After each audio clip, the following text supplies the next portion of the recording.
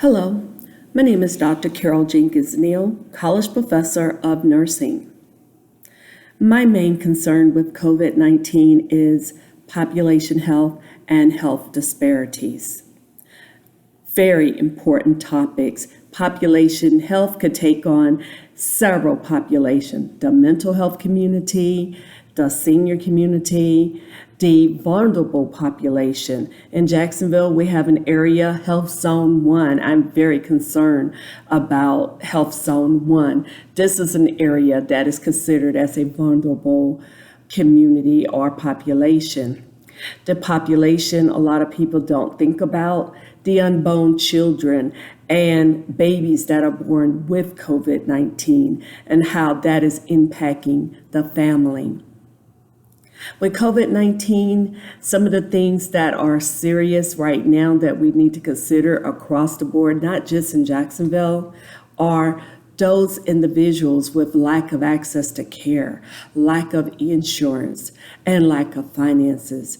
Those three factors alone is major when it comes to COVID 19 or any other chronic condition. As healthcare professionals, we need to acknowledge that health disparities is here, and we need to take a stand so that we can make an impact in our community. Thank you. Hello, my name is Dr. Barry Wright, and I serve as an inpatient internist in Jacksonville, Florida. By the nature of my position, I have had the opportunity to serve on the forefront of this pandemic, admitting patients that have been ill enough to require a stay in the hospital, and also taking care of them throughout their hospital stay. I've sat at the bedside of so many patients, and I've discerned that there is a level of despair that goes beyond the viral illness itself. So many of them have not even had the chance to say goodbye to their loved ones, as they passed away in hospitals full of strangers, even if compassionate strangers. So we, as a medical community, recognize that there are limitations to our reach, despite the most noble intentions. As president of the Northeast Florida Medical Society, an entity designated to promote excellence in clinical practice, and also to help meet the needs of communities most disadvantaged by limitations in resources, we help to derive a plan, collaborating with local institutions, collaborating with the city, and collaborating with the state to help bring mobile testing into these communities with the most limited access to healthcare resources, education, and treatment, as we've seen that these communities have been disproportionately impacted by the pandemic, as they have been with other healthcare maladies. So our team also recognizes the limitations of curative medical interventions, but we also know that our nation serves a God that is beyond those limitations. So we organized a prayer vigil for doctors across the world to pray daily, both on and off the hospital campus, to spread a message of faith over fear, of hope over despair, and it's already made a difference in the atmosphere of our medical institutions and even in the city, to unite us in love over isolation. So I'd like to thank everyone, whether in the medical industry or in other arenas, for your efforts, the heroic efforts you've made to help bring us through this challenge. Thank you. 5. I'm Sylvia Walker, registered nurse. I live in Jacksonville, Florida, and I am a member of the First Coast Black Nurses Association. My community has been impacted by the coronavirus like many other cities across the state of Florida. In Jacksonville, Florida, I have observed and witnessed limited access to COVID-19 testing and resources of PPE being readily available. The homeless population has not been discussed enough. You have the young adults who have aged out of the foster care system. You have families with school-aged children, and then there's the veterans. Homeless individuals of today do not look like the homeless individual we may have encountered in the past. They access the same places everyone else does: the library, the grocery store, and retail shops. If we don't include them, the number of infected will continue to increase. Thank you for allowing me to share this information, and stay safe. Good afternoon. My name is Dr. Jenisha Moore. I'm a nurse anesthetist here in Jacksonville, Florida, and I am a part of the First Coast Black Nurses Association. And I'm just here to tell you a little bit about how COVID-19, aka coronavirus, has affected us in our job. Here in Jacksonville, Florida, once everything started to be noticed about the coronavirus and as far as how it's contacted and contracted between an individual person, it has changed us as a hospital and as far as the ORs as a whole. So one, for the hospital, everybody is mandated to wear a mask throughout the hospital. If someone sees you without a mask, either you place a mask, they give you a mask to put on, or they can report you. As far as surgeries, we only do emergency surgeries and surgeries that deal with like cancer and things of that nature. Those are the only cases that are going. So that has dropped us down to a good 10% of cases being done.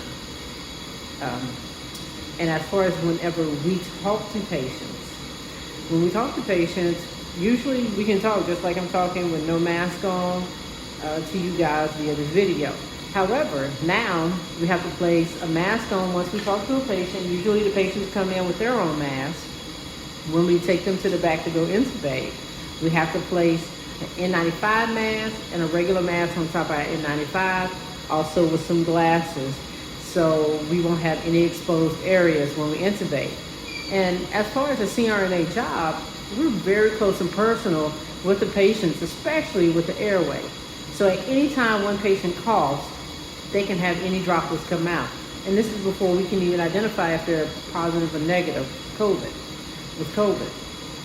Also, it has changed our sequence as far as intubation. Usually we can give a non-depolarizing paralytic and breathe our patient down in order to intubate, but now everything has to be rapid intubation.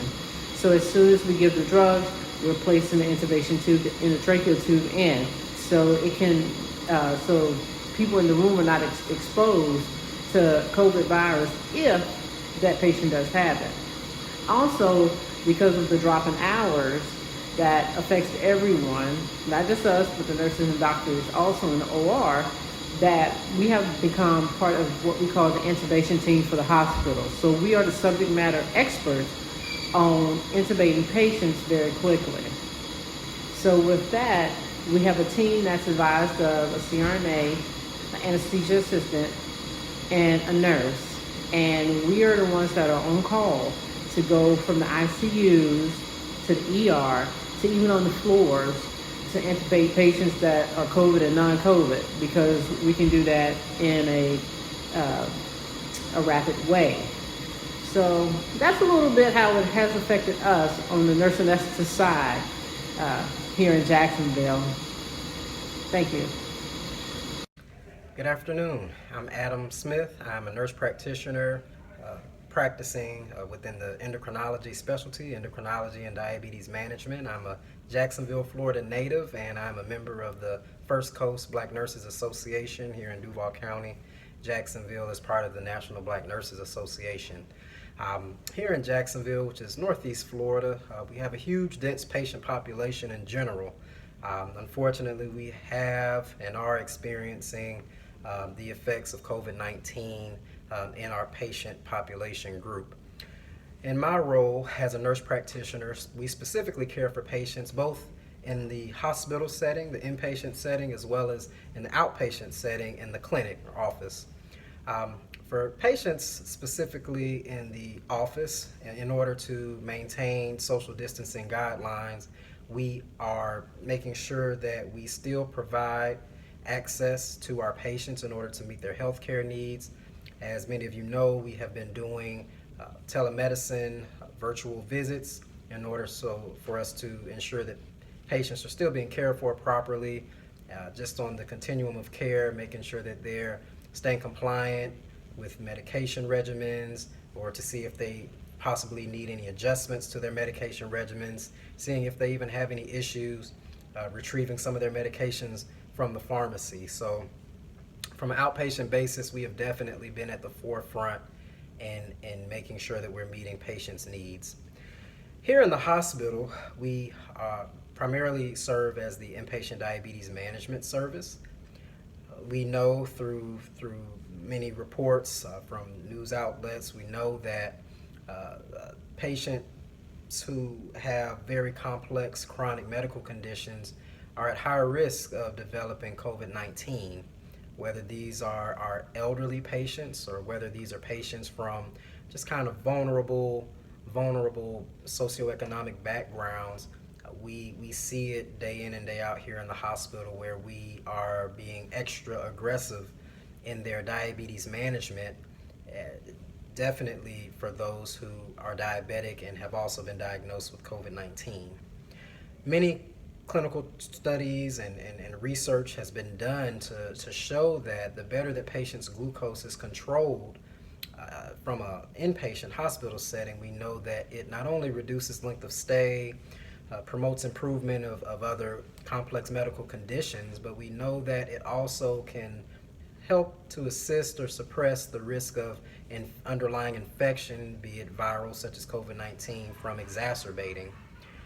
We have been here at the forefront amongst the team of nurses, physicians, respiratory therapists, ancillary staff, rehab therapists, at making sure that we are doing all we can to meet the needs of our patients diagnosed with COVID-19 and who are also battling other chronic, complex medical conditions. One of the main problems that I've noticed since the outbreak of COVID-19 is that a lot of patients, unfortunately, have had to file for unemployment. A lot of patients, unfortunately, might have been furloughed from their employer. Some might have received pay cuts or hours reduced in order for them to work. Because of this, a lot of patients are unfortunately unable to afford some of their insulin. So something that I would like patients to know is, please reach out to your primary care provider, please reach out to your specialist, your endocrinologist, and speak with them in regards to any barriers you might be having during this time so that we can best meet your healthcare needs. A lot of pharmaceutical companies, for example, are in this time of COVID-19 are offering 30 to 90 day supplies of insulin. A lot of pharmaceutical companies are offering just different special patient programs in order to assist them and meet their needs to ensure that they maintain their health. Another thing we also are encouraging our patients to do that we see in the office is just to stay healthy. During this time of quarantine, there's a lot of snacking going on. So please just use this as a time to maintain your health. Please use this as a time to stay compliant with your medication regimen, and just use it as time to go outside, get some physical activity, get some fresh air with you and your family, and we will all get through this together.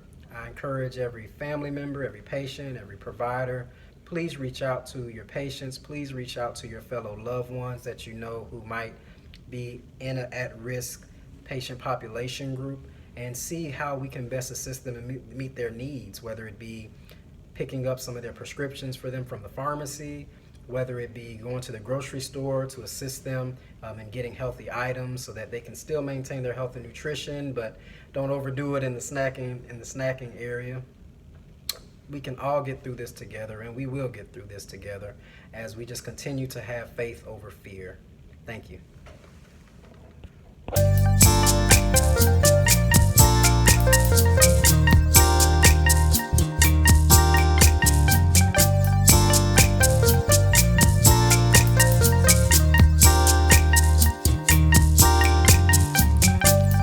Many a day we did all we could do.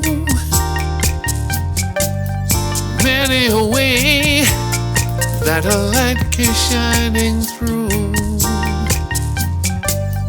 Many could say what the world is coming to.